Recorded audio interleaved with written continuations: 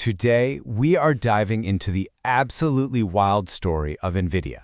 This is a company that started out making chips so you could have better-looking video games, and somehow, almost by accident, it ended up becoming one of the most important, most foundational companies in the entire world, powering the AI revolution. And let's just kick things off with this massive claim from NVIDIA CEO Jensen Huang.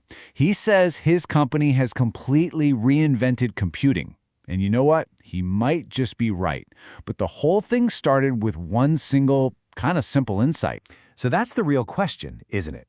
How on earth did a company that was laser-focused on making virtual explosions and realistic graphics in video games become the engine behind self-driving cars, medical breakthroughs, and artificial intelligence itself? Well, that's the puzzle we're going to solve. To really get the journey, you first have to understand where NVIDIA is right now. We are living through what is basically an AI gold rush. And in this gold rush, NVIDIA isn't just selling the picks and shovels, they basically built the entire mine. I mean, just look at the scale of this. NVIDIA has just exploded to become one of the most valuable companies on the entire planet. Why? Because their technology is the bedrock, the absolute foundation for pretty much every futuristic technology you can think of. This isn't just another successful company. Their product has become essential infrastructure for building the future. So, to understand how they built that mine, we have to jump in a time machine and go all the way back to the 1990s. Back then, NVIDIA's founders had this core belief about how computers should work. And it all started with just trying to make video games look cooler. And this gets us to the key insight. See, your computer really has two different kinds of brains. You've got the CPU, which is like a specialist. It's a genius at solving really hard problems, but it does them one at a time in a straight line. But a GPU, the thing NVIDIA pioneered, that's more like an army. It's built to solve thousands of simpler problems, like figuring out the color of every single pixel on your screen, all at the exact same time. Think of it like this.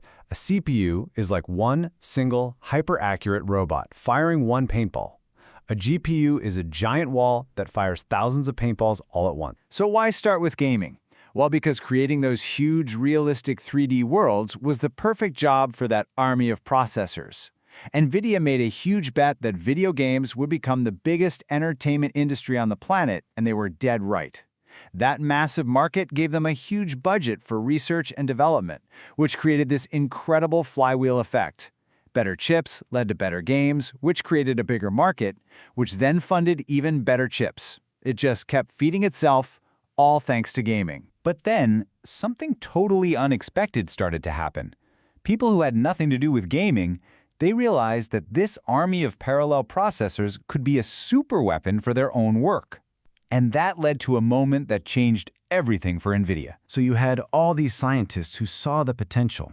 They were actually taking these gaming chips and basically hacking them, tricking them into running super complex scientific models. And it worked, but it was insanely hard because they had to figure out how to make their science problem look like a graphics problem just so the chip would understand it. Now, NVIDIA saw this happening, and they made another huge optimistic bet.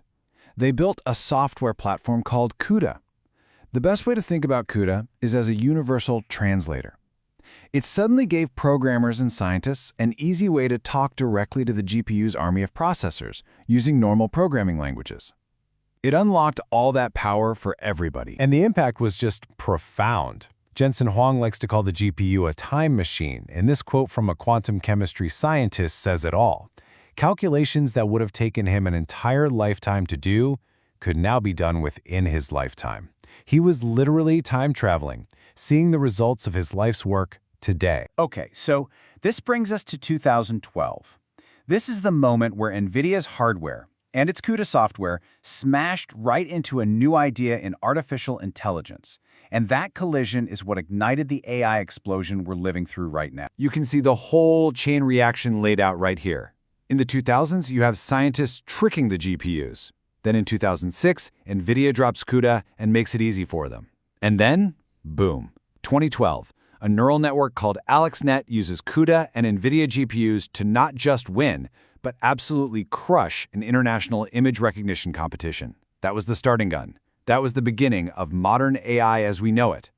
All of a sudden, problems that we thought were impossible for computers, like understanding language or seeing the world, They just started to fall, one after another. For NVIDIA, this was the moment their 10-year, multi-billion-dollar bet paid off. You know, the cynical view is always, if you build it, they might not come. But Jensen Huang's whole philosophy is different. It's if you don't build it, they can't come. They built the platform on what he calls reasoned hope, and the world's AI researchers came running. So what's next? What's the next big bet? Well, NVIDIA is now taking that exact same philosophy, build a platform for a future you believe in, and they're applying it to the physical world. The next great frontier is robotics. And they're thinking about it in a really clever way. You know how ChatGPT can sometimes just make stuff up? They call it hallucinating. But if you give it a PDF to read, it grounds its answers in that document. It uses it as a source of truth. Well, NVIDIA is doing the exact same thing, but for robots. They've built an AI called Cosmos, which is a world model that understands physical common sense. And they ground it in their Omniverse, which is a physics simulator that acts just like that PDF. It provides the ground truth. This lets them train robots for millions and millions of hours in a virtual world, so they're ready for the real one. And this thinking leads to a prediction from Jensen Huang that is just stunningly bold. From cars that drive themselves, to lawnmowers that cut the grass on their own, to humanoid robots that help us in our homes, NVIDIA believes that if it moves, it will one day be robotic. And that future, he says, is coming really soon. So what does all of this, the parallel processing, CUDA, these giant AI models, what does it actually mean for you, personally, in your life? Well, it all comes down to one word: empowerment. Take a look at this number, 10,000x. That is how much more energy-efficient AI computing on NVIDIA's platform has become in just the last 8 years. It's that insane improvement in efficiency that makes having powerful AI accessible to everyone, even possible in the first place. So the big idea here isn't that AI is coming to replace you, it's that it's here to empower you. The barriers to learning about almost any topic you can imagine have just been lowered dramatically. The drudgery, the grunt work, the boring parts of creating something new, that's being automated away. And it frees you up to focus on the things that really matter. So here's some direct advice from Jensen Huang himself. Start using these tools now. Learn how to talk to them, how to prompt them, how to ask really good questions. It doesn't matter if you're a lawyer, a doctor, a programmer, or a student. Ask yourself, how can I use AI to do my job better? Because right now, you have a personal tutor available to you 24/7. And that leaves us with one final and I think really inspiring thought. For all of human history, our ability to create, it's been limited by cost, by our tools, by our own knowledge. And today, right now, a lot of those barriers are just vanishing. So the only real question left is, what will you build?